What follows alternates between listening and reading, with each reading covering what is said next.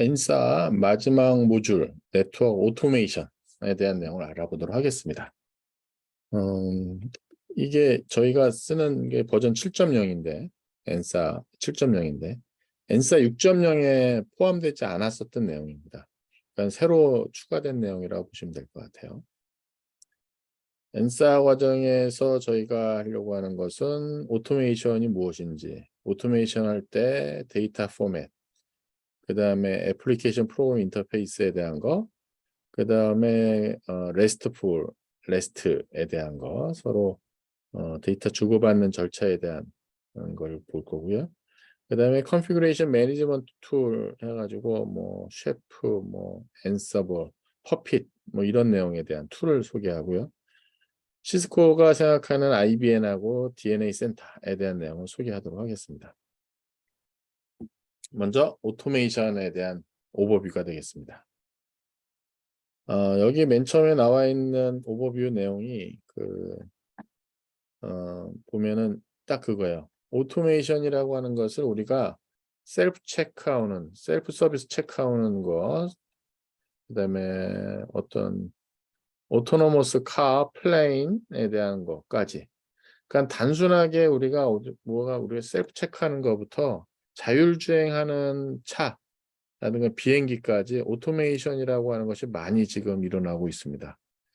지금 우리 하루 지낼 때만 하더라도 얼마나 많은 그 오토메이션을 우리가 접하게 되는지에 대한 거를 영상에서 이 비디오에서 설명을 하고 있습니다.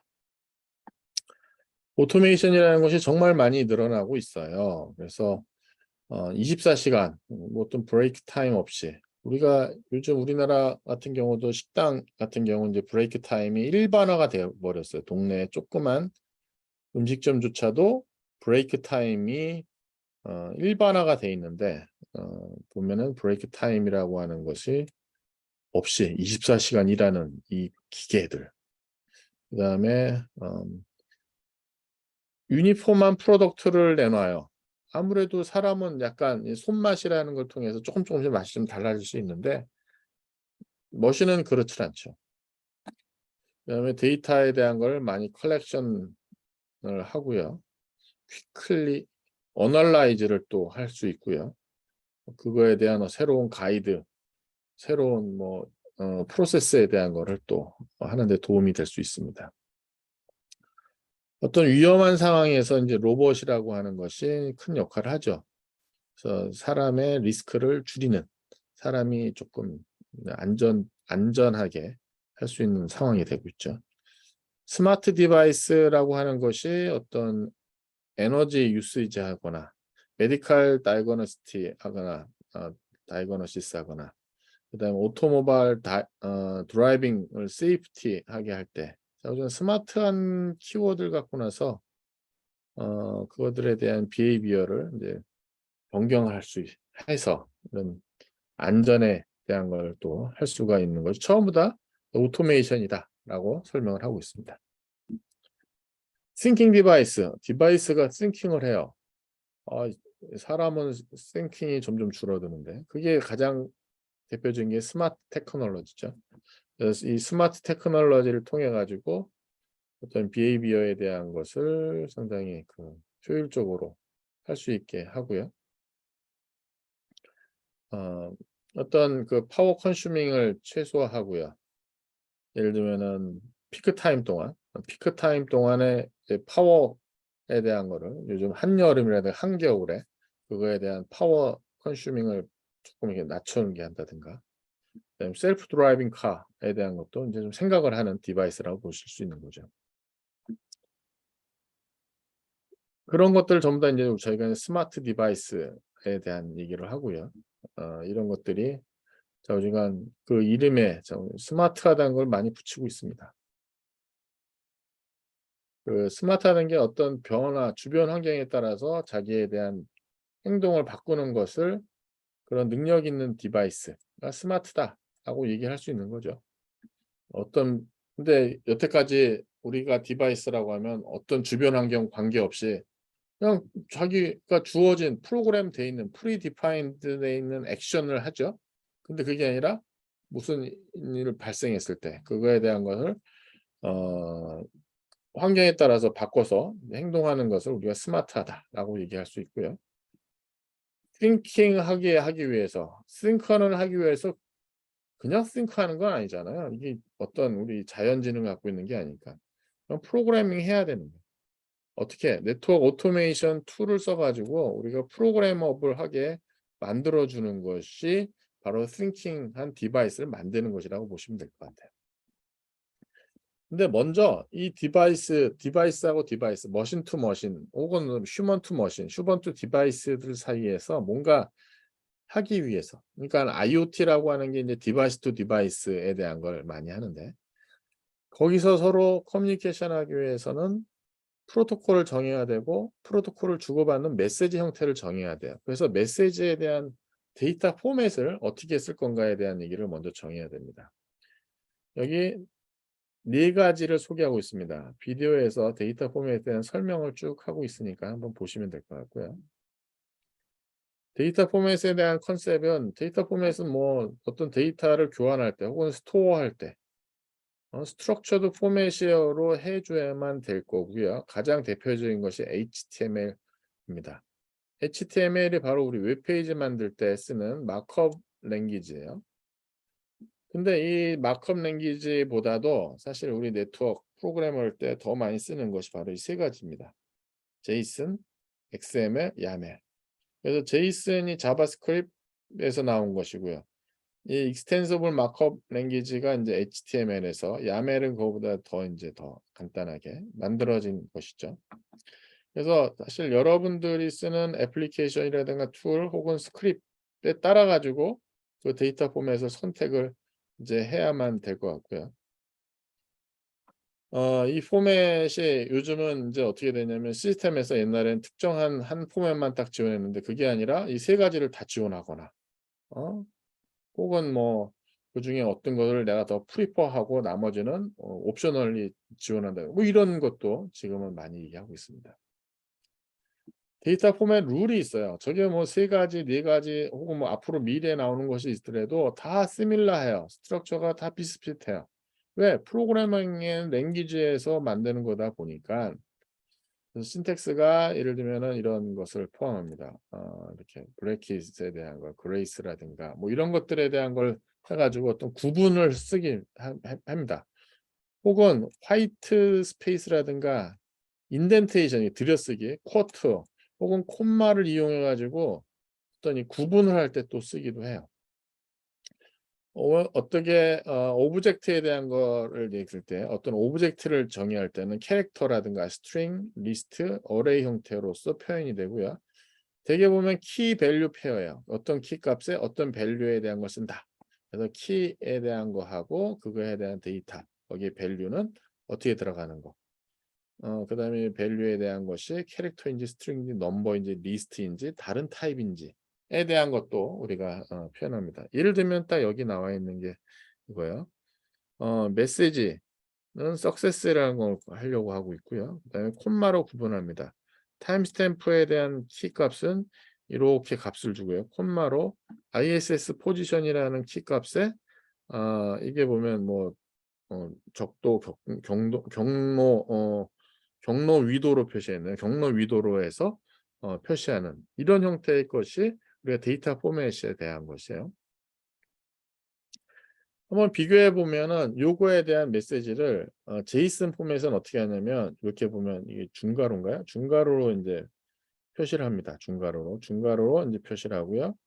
그다음에 더블 콜론으로 하고 여기 아니 쿼터지 쿼트. 쿼트로 하고 콜론으로 표시하고요. 그다음에 콤마로 구분을 합니다. 그다음에 타입과 키 값과 밸류에 대한 것 중에 캐릭터에 대한 것은 이렇게 더블 쿼트로, 그다음에 숫자는 그냥 쓰고요. 그다음에 이게 또 저걸로 올 수 있어요. 이렇게 어레이라고 해야 되나요? 그거를 같이 해 가지고 들어올 수 있고요. 그 안에 다시 또 요렇게 값을 정의할 수가 있습니다. 야멜 포맷은 XML 포맷 볼까요? XML 포맷은 인제 이렇게 XML 버전 1.0 인코딩 UTF-8 된다고 앞에다 선언을 하고요. HTML에서 갖고 온 거랑 비슷해요. 이게 꺽쇠인가요? 꺽쇠로 하고 그다음에 끝날 때 역스페이스 역스페이스를 주고 난 다음에 이렇게 페어로 이렇게 합니다. 그다음에 여기 보면 메시지. 그래서 메시지에 대한 키하고 밸류를 쓰고 그다음에 여기에 대한 어 것이 종료가 끝났다. 아까는 여기는 이제 콤마로 표시했는데 여기는 이렇게 라인으로 표시를 하고요. 마찬가지로 타임 스탬프에 대한 거 하고 그다음에 ISS 포지션에 대한 걸 하고 난 다음에 요게 끝나는 것에 대한 걸 하고 그 안에서 또 요렇게 어 슬래시네요. 제가 역슬래시가 아니라 죄송합니다. 슬래시에서 이렇게 표시를 하는 그래서 값 집어넣고 하는 것이고 야멜은 인덴테이션으로 구분을 합니다. 그냥 라인으로 구분을 해요. 상당히 편하죠. 메시지 뭐로 타임스탬프 그냥 쓰고요. IS 포지션에 대한 거. 그다음에 이제 콤마 쿼트 싱글 쿼트로 해 가지고 인제 그 값이 연속으로 연결되어 있는 거에 대한 표시하는 거. 그다음에 여기 라인 스페이스 하나 주는 거. 이 스페이스 하나씩 주는 게 또 의미가 있어요. 스페이스 하나씩 띄어서 콜론하고 스페이스에서 다음에 키 값을 집어넣는 그런 약속을 합니다. 요게 데이터 포맷이에요. 그래서 제이슨 포맷하고 XML 포맷하고 야멜 포맷에 대한 거라고 보시면 될 것 같아요. 제이슨이라고 하는 것이 가장 휴먼 리더블한 사람 읽기 편한 것이고요. 스토어 트랜스포링하고 리딩할 때 제일 편합니다. 가장 베리 파퓰러 포맷이고요. 웹 서비스 API에서 제이슨을 많이 씁니다. 파싱하는 거, 구분하는 거 프로그래밍 할 때 우리가 구분을 해야 될 거 아니에요. 그 파싱에 대한 것이 쉽고요. 그다음에 대부분의 모든 랭귀지에서 이 제이슨, 파이썬에서도 이 형태를 쓰고 있습니다. 예를 들어서 우리가 제일 많이 쓰는 우리가 네트워크에 대한 그 컨피규레이션에 대한 정보를 보면 이렇게 우리가 쓰죠. 기가빗 00의 업, 라인 프로토콜이 업, 그다음에 커넥티드 돼 있고 디스크립션은 와이드 에리어 네트워크이고 인터넷 어드레스는 뭐야라고 이렇게 우리가 디스크립션 할 때 요것에 대한 걸 제이슨 포맷으로 바꾸게 되면 이렇게 바꿀 수가 있습니다. IETF 인터페이스에 대한 포맷으로 이렇게 구분을 전체를 짓고요. 물론 이제 전체에 대한 건 여기 이렇게 쳤습니다. 그다음에 이제 네임에 대한 거, 디스크립션에 대한 거, 그다음에 각각이 이제 true에 대한 약속을 했습니다. 그다음에 IETF v6 어드레스에 대한 것이 이렇게 또 썼고요. 그다음에 어드레스가 이제 어레이로 표현되어 있습니다. IP하고 넷마스크로 각각에 대한 것을 이렇게 표현이 되어 있는. 그다음에 이렇게 약속을 한 형태가 앞에 우리가 예를 들면 iOS 시스코 장치라든가 혹은 다른 장치들끼리 서로 내가 그 네트워크 인터페이스에 대한 걸 보고 싶을 때 제이슨 포맷으로 표현한 것이 이런 형태가 되겠습니다. 제이슨 신텍스 룰을 보게 되면 이렇게 했습니다. 하이어라키컬 스트럭처를 쓰고요. 네스티드 밸류, 그러니까 그 안으로 안쪽에 포함하는 형태로 브레이스라고 하는 게 이제 오브젝트로, 그다음에 스퀘어 브래킷으로 이제 어레이 여기 보면은 여기 요 부분 요게 이제 어레이가 되는 거고요. 요렇게. 그다음에 키 밸류 페어로 쓰게 됩니다. 원 or more 키 밸류 페어로 이제 브레이스로 집어넣을 수가 있고요. 키 값에 대한 것은 더블 쿼트로 이렇게 해서 시작을 합니다. 그다음에 밸류 베리 단계 스트링 넘버 어레이 불리안 널 그다음에 다른 거 그다음에 그거에 대한 구분은 컬런으로 하고요. 그다음에 콤마로서 구분합니다. 근데 여기는 이거 있네요. 화이트 스페이스 not significant. 여기는 여기 화이트 스페이스 그 칸의 구분에 대한 거는 구분이 없네요. 그건 요건 제가 좀 이따 또 한번 말씀드리도록 하겠습니다.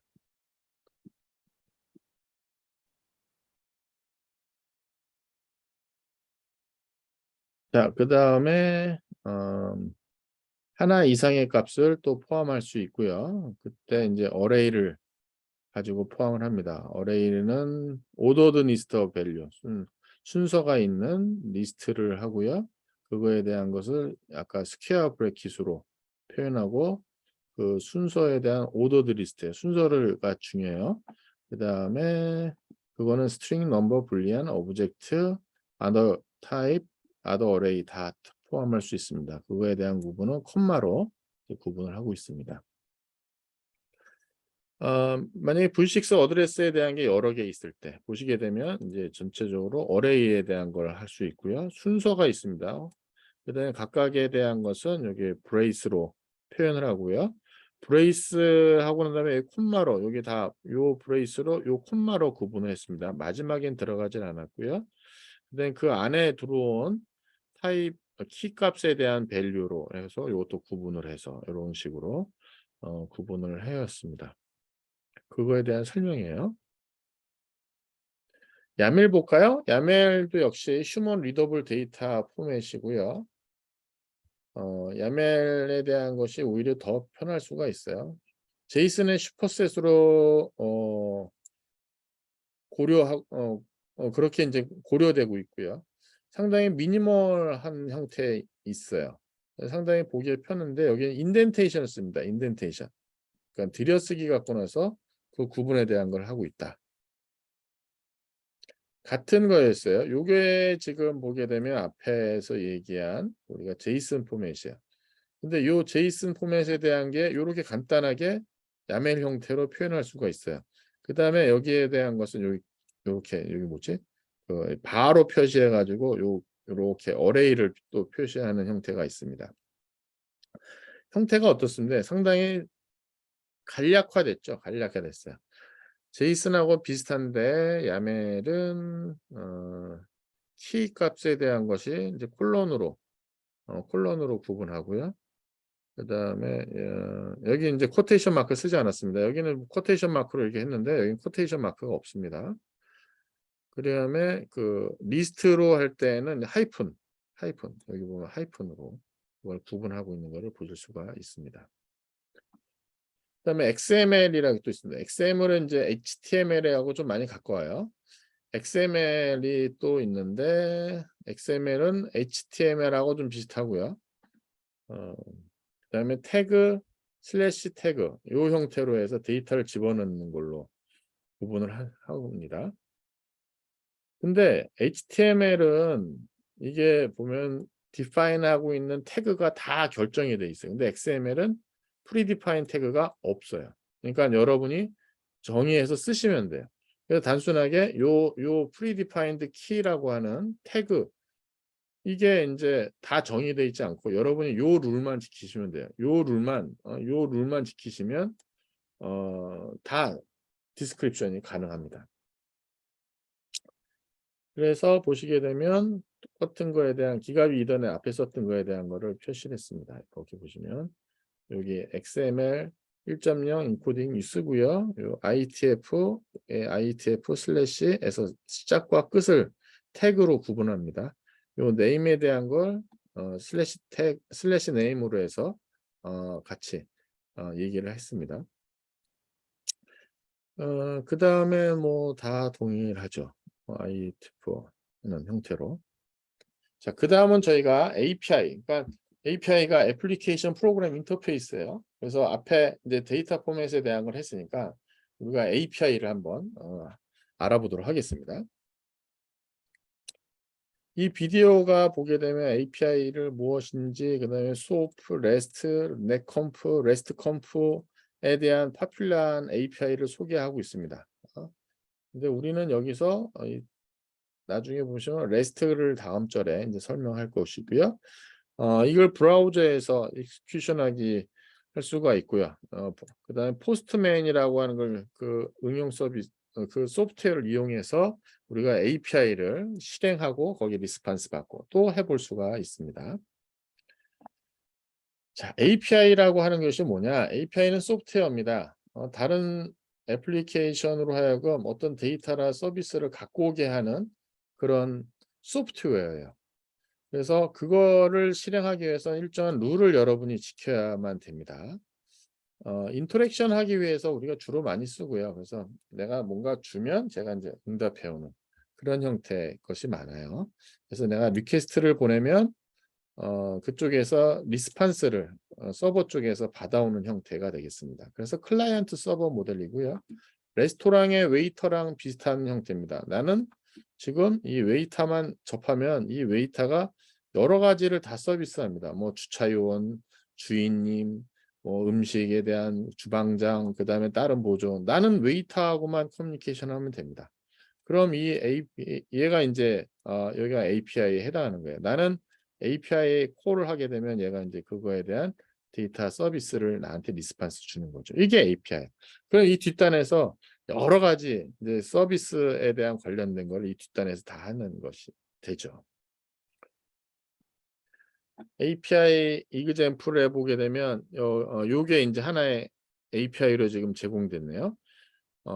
내가 지금 출발하는 도시, 도착할 도시, 언제, 리턴 가는 날 오는 날에 대한 거를 해서 이제 검색을 했어요. 그랬더니만 얘가 해당하는 비행기에 대한 데이터베이스를 쫙 해가지고 나한테 언제 어떻게 가는 거하고 오는 거에 대한 비행기 시간하고 쭉 리스트를 제공해 주고 있어요. 뭐 우리가 많이 쓰고 있는 거야. 이미 우리가 많이 쓰고 있어요. 그래서 여기 보면 부킹하는 리저베이션하는 시스템에 대한 것이에요.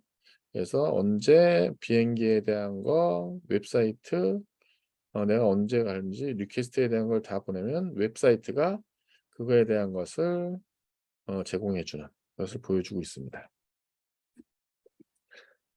근데 이게 만약에 그 트래블 서비스 해가지고 아까에 대한 슬라이드는 이게 한 사이트네요. 보게 되면 내가 좋아하는 에어라인, 그러니까 내가 특정한 에어라인을 가지고 하는 것이고, 이거는 그게 아니라 여러 비교 사이트를 해주는 거예요.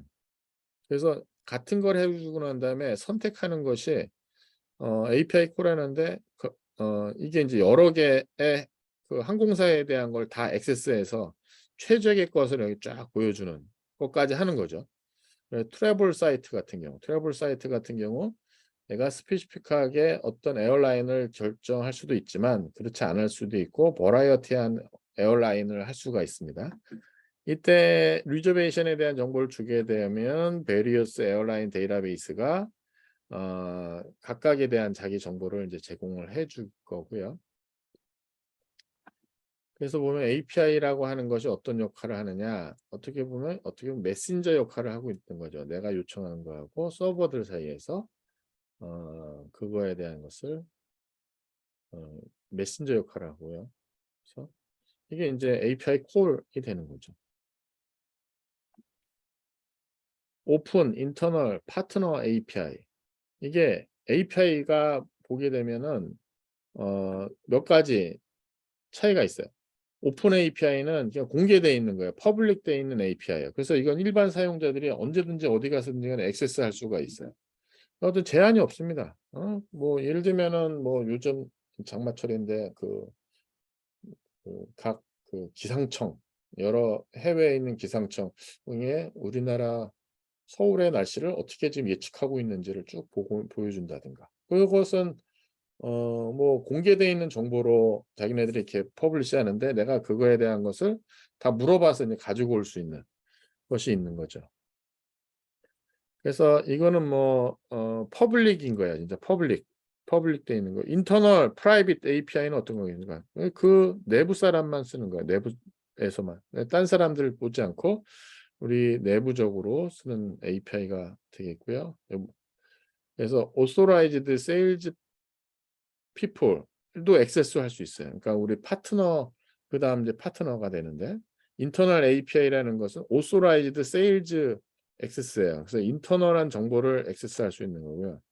파트너 API는 그거보다 좀 제한된 겁니다.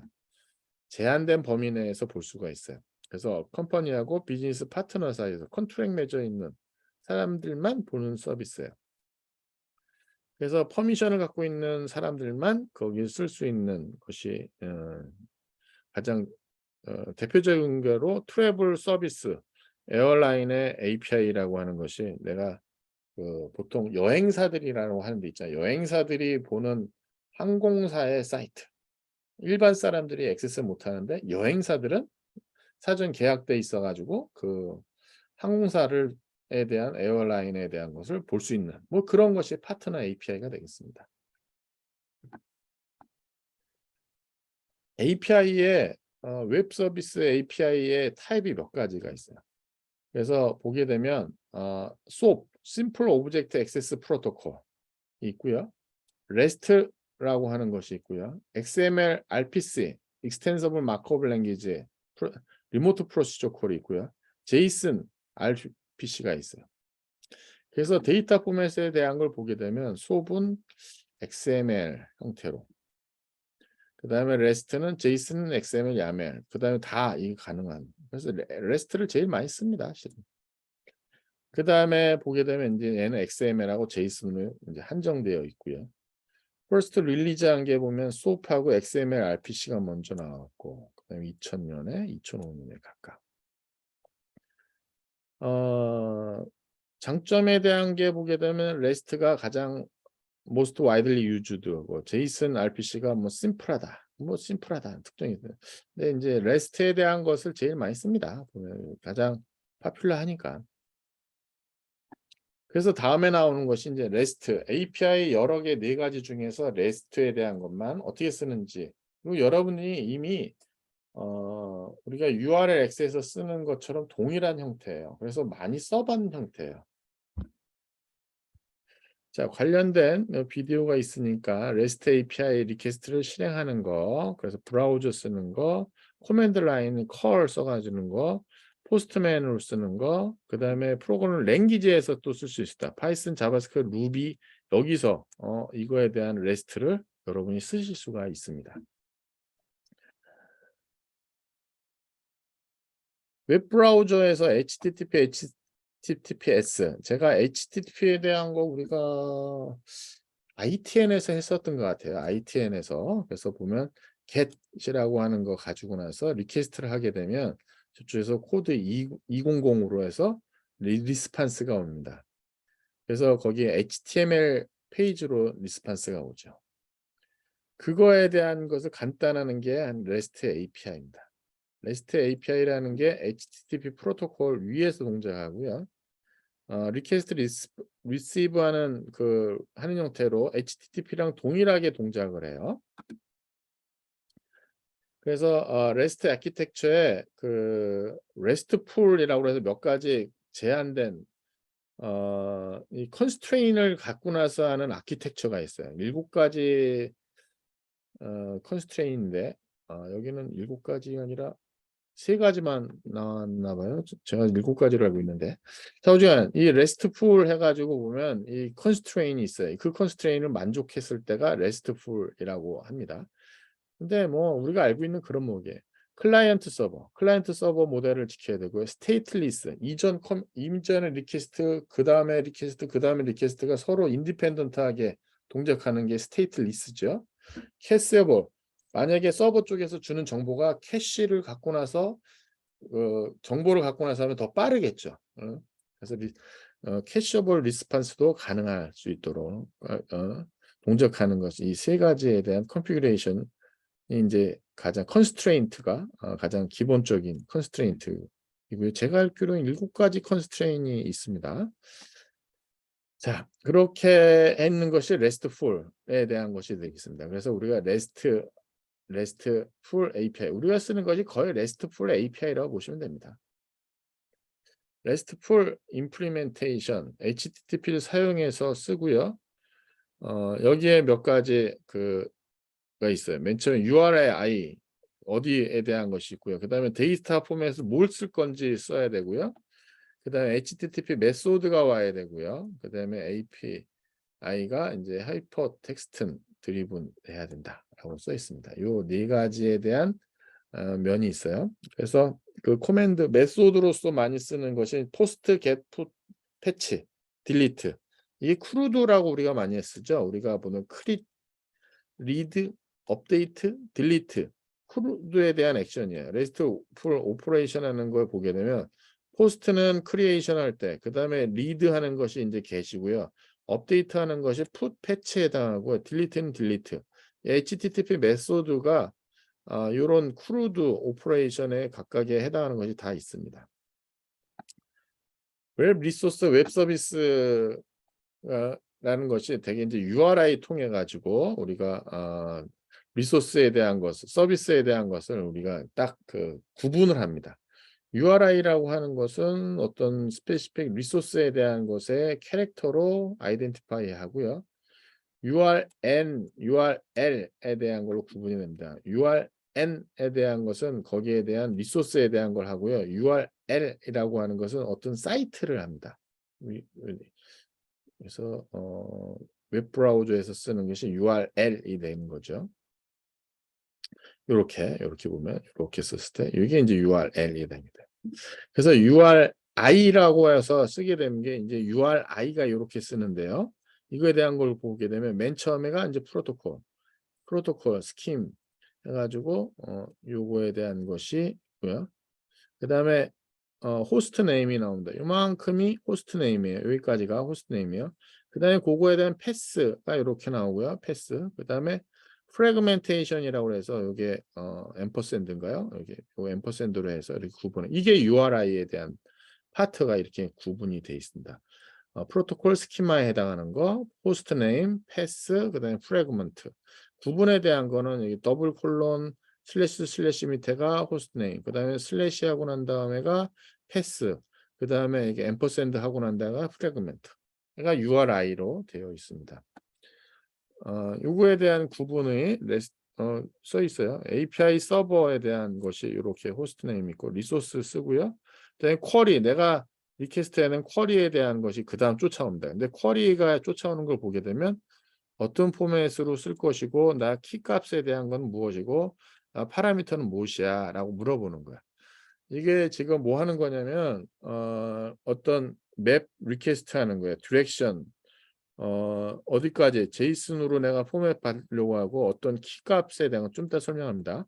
그다음에 어디까지냐면 산호세 캘리포니아에서 몬테리 캘리포니아까지 이게 보면 프롬 투잖아요. 여기까지에 대한 그걸 물어보는 거예요. 그러면은 우리가 그 웹페이지에서 클릭해서 내가 써놓지만은 실제 이제 우리가 REST 하는 API를 주고받을 때는 이런 형태로 이제 보내게 됩니다. RESTful 웹 서비스에 지금 리소스라는 거 URI라는 것이 리스폰스에 대한 것을 하는데 리스폰스는 여기에 따라 가지고 이제 제이슨으로 응답을 할 거고요. 그다음에 제이슨에 보면 HTML, XML 뭐 다른 포맷 다 가능한 형태가 되겠고 URI는 지금 API에 대한 거로 해서 산호세 캘리포니아에서 몬테레 캘리포니아까지에 대한 디렉션을 물어보는 API가 되겠습니다. 자, 그거에 대한 것을 조금 이제 자세하게 풀어놓은 건데 앞에서 제가 다 설명하긴 했는데 API 서버가 이제 URL이 되는 거죠. 이 URL API 서버. 그다음 리소스가 보면 URI에서 API 스페시픽 URI 스페시픽 API가 이제 물어봤습니다. 그게 바로 이제 리소스에 대한 것이고 이제 쿼리에 대한 것이 물어보고자 하는 데이터 포맷에 대한 자세한 정보예요. 여기에는 여기 보면 포맷, 키, 파라미터에 대한 것이 있는데 포맷은 이제 제이슨으로 이제 한 거고요. 그다음에 키 값이라는 게 오소라이제이션에 대한 것이에요.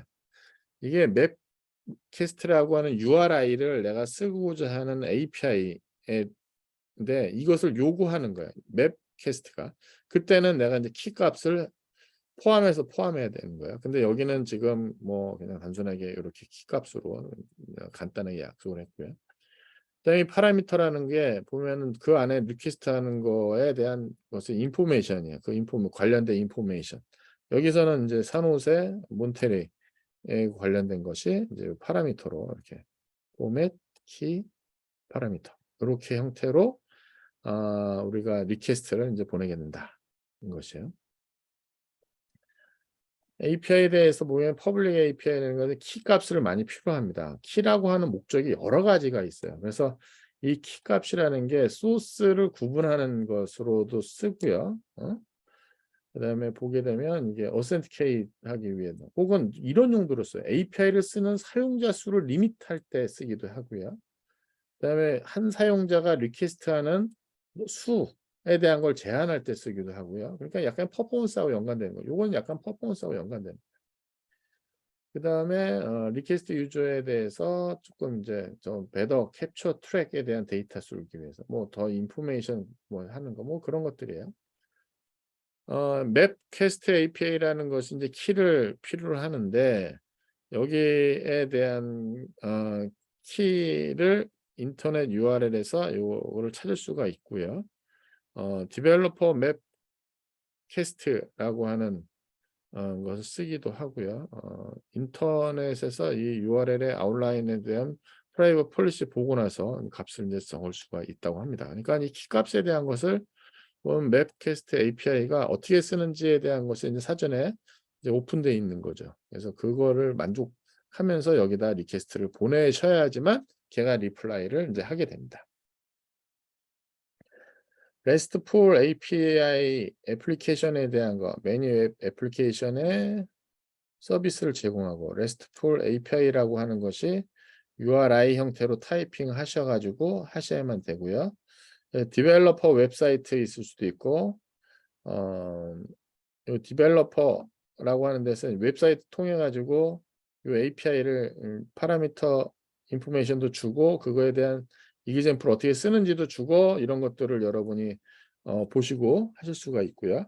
그다음에 포스트맨이라고 하는 것이 여러분이 한번 해 보시길 바랍니다. 리눅스 버추얼 머신에서 할 수가 있고요. 요거에 대한 것을 해볼 수가 있어요. 그래서 REST API에 대한 것을 여러분이 해볼 수 있는 앱이에요. 그래서 제가 이제 데브넷에 대해서 하는데 사실 제가 앞에서 설명을 조금 안 했는데 이게 데브넷 과정이에요, 전부 다. 데이터 포맷, REST, 오토메이션, 컨피규레이션 매니지먼트 이게 실은 다 데브넷 과정에서 설명되는 과정이에요. 근데 데브넷 과정을 보게 되면 오토메이션에 대한 것을 좀 디테일하게 한 과정이라고 보시면 되겠고요. 기본적으로 프로그래밍을 좀 알고 있는 상황에서 이 얘기를 해야지만 좀 편합니다, 거기는요. 오히려 데브넷 하는 친구들은 네트워크를 또 약해요. 네트워크를 하게 되면 한 모듈에 대해서 제가 운영을 해 보니까 네트워크에서 점수를 잘 못 얻는 좀 그런 것이 있어요. 자, API가 또 파이썬에서도 또 이거 쓸 수가 있습니다. 파이썬 프로그래밍에서 API를 부를 수가 있어요. 그래서 그게 있고요. 네트워크 오퍼레이션 시스템 넷컴포, 네스트컴포라고 하는 넷컴포 여기 넷컴포라든가 레스트컴포를 써 가지고 이거에 대한 것을 또 API를 또 부를 수가 있습니다. 자, 일단 여기까지 해서 우리가 기본적으로 오토메이션 하기 위한 기본 과정은 다 설명되어 있습니다. 그러니까 데이터 포맷에 대한 거 설명했고요. 그다음에 API에 대한 거 설명 중에서 API에서 SOAP, REST, JSON RPC, XML RPC 중에서 REST에 대한 거를 이제 설명을 했습니다. 그러니까 데이터 포맷하고 API 중에서 REST, 그다음에 실은 RESTful API 애플리케이션으로 거의 웬만한 것이 다 되어 있기 때문에 그걸 쓰는 방법에 있어 갖고 디벨로퍼 웹사이트, 포스트맨 혹은 파이썬 프로그램에서 아니면 넷컴포 혹은 레스트컴포에서 그걸 쓸 수 있다. 그다음에 이거에 대한 건 여러분이 간단하게 실습을 해 보면 좋을 것 같고요. 최근에 4학년 뭐 3학년, 4학년에 종합 설계할 때 보게 되면 이런 웹페이지 같은 거 구축하거나 앱이라든가 웹에 대한 걸 구현할 때 보면 RESTful API 갖고 나서 여러 가지 서비스에 대한 거를 하는 걸 많이 시도를 합니다. 그래서 맨 처음에는 되게 어려워하지만 한번 하고 나면 '아 별거 아니네.' 하고 나서 쉽게 접근할 수 있는 거라고 보시면 될 것 같아요. 자, 여기까지 해서 일단은 끝 14 모듈 14 앞부분에 대한 설명을 마치도록 하겠습니다. 이어 가지고 컨피규레이션 툴 매니지먼트 에 대한 내용을 강의하겠습니다.